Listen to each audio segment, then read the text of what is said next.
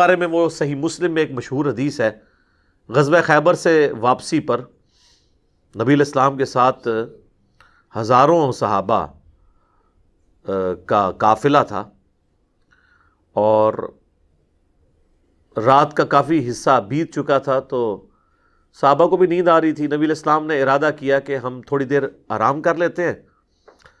اور حضرت بلال جو مؤذن رسول ہیں رضی اللہ تعالیٰ عنہ و صلی اللہ علیہ وآلہ وسلم،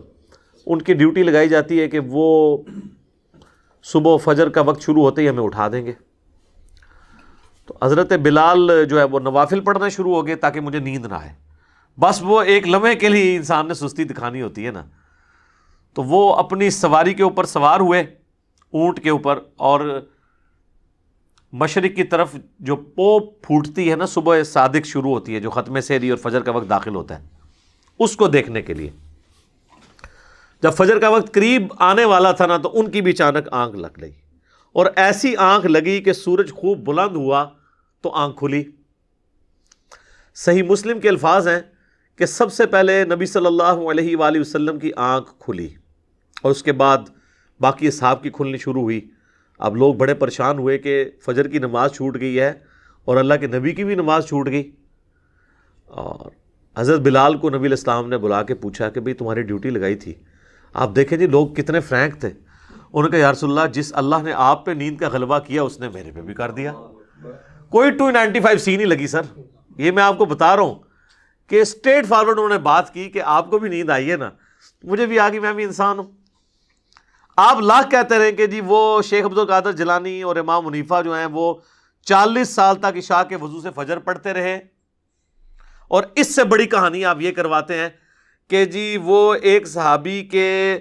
گھوڑے کے قدموں کی جو خاک اڑ کے اس گھوڑے کے نتنوں میں بیٹھتی ہے نا، اس کو بھی کوئی بزرگ، کوئی امام حنیفہ، کوئی امام شافعی، کوئی عبد القادر جیلانی، کوئی بڑے سے بڑا بزرگ اس گھوڑے کے نتنوں میں بیٹھنے والی خاک جو اس گھوڑے کے قدموں سے اٹھتی ہے، صحابی کے قدموں سے نہیں، اس کو نہیں پہنچ سکتا۔ لیکن وہ صحابی جو ہے وہ کہتے ہیں ادنا صحابی، تو یہ ادنا صحابی بھی نہیں تھے، حضرت بلال تھے، وہ بھی سو گئے، کوئی عشاء کے وضو سے انہوں نے فجر نہیں پڑھی۔ اور اس سے بھی بڑھ کے جو آپ نے قوالی ایک مشہور کی ہوئی ہے کہ حضرت بلال نے ایک دفعہ اذان نہیں دی تھی تو سورج نہیں نکلا تھا، یہ کہانی شریف ہے، یہ مولانا شریف ہے، اور میں مسلم شریف بیان کر رہا ہوں۔ تو مسلم شریف میں تو حضرت بلال کی عزت جب سٹیک پہ لگی تھی تو وہ ہونا تو چاہیے تھا اس دن سورج نہ نکلتا، تو سورج نکلا جناب، ایسا نکلا ہزاروں صحابہ کی نماز بھی حضرت بلال اپنی ڈیوٹی نہیں پوری کر سکے نیند کے غلبے کی وجہ سے، اور ان کی نماز فوت ہو گئی۔ تو اس موقع پہ نبی علیہ السلام نے فرمایا کہ سب سے پہلے تو یہاں سے اٹھو، نکلیں ہم یہاں سے۔ الموطا امام مالک میں اس کو سپورٹیو ایک اور طریق بھی ہے، اور یہ دونوں طریق آپ کو مشکات کی پہلی جلد میں مل جائیں گے، مسلم شریف والا بھی اور الموطا امام مالک والا بھی۔ تو نبی علیہ السلام نے کہا اس جگہ پہ شیطان کا غلبہ ہے، یہاں سے اٹھ کے ہم آگے جاتے ہیں۔ پھر مسلم شریف کے الفاظ ہیں، آگے جا کے آپ علیہ السلام نے ایک جگہ پڑاؤ کیا، حضرت بلال سے کہا کہ اقامت کہو، اور پھر آپ صلی اللہ علیہ وآلہ وسلم نے جماعت کے ساتھ سورج نکلا ہوا نماز ادا کی،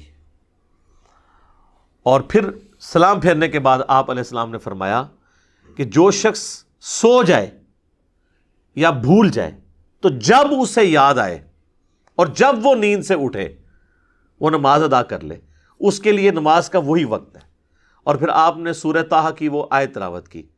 اعوذ باللہ من الشیطان الرجیم، بسم اللہ الرحمن الرحیم، وَأَقِمِ الصَّلَاةَ لِذِكْرِی، اور میری یاد کے لیے نماز کو قائم رکھنا۔ تو مقصد تو اللہ کو یاد رکھنا ہے نا، اگر کبھی نیند کا غلبہ ہو گیا تو آپ نماز پھر اس وقت ادا کریں گے۔ اس حدیث سے یہ بات پتہ چلی کہ پھر نماز کے جو قضاء کا تصور ہمارے ہاں عموماً پایا جاتا ہے نا، اس کی کوئی اصل نہیں ہے۔ اگر کوئی بھول جائے یا سو گیا تو جب وہ اٹھے گا تو اس کے لیے نماز کا وقت وہ ہو جائے گا۔ مثلا اگر ایک شخص ظہر کے بعد اس کی آنکھ لگی اور جا کے عشاء کے وقت میں کھلی تو بس عشاء کے وقت میں جا کے عصر مغرب عشاء پڑھ لے، اس کی روٹین نہ بنائے، یہ نہ میں اس کی کوئی ترغیب دلا رہا ہوں کہ روزانہ فجر آپ 10 بجے اٹھ کے پڑھیں یا 8 بجے آفس جانے سے پہلے پڑھیں، کبھی کبھار۔ تو یہ جو کہا تھا نماز قضا، اکثر لوگ پوچھ رہے ہوتے ہیں جی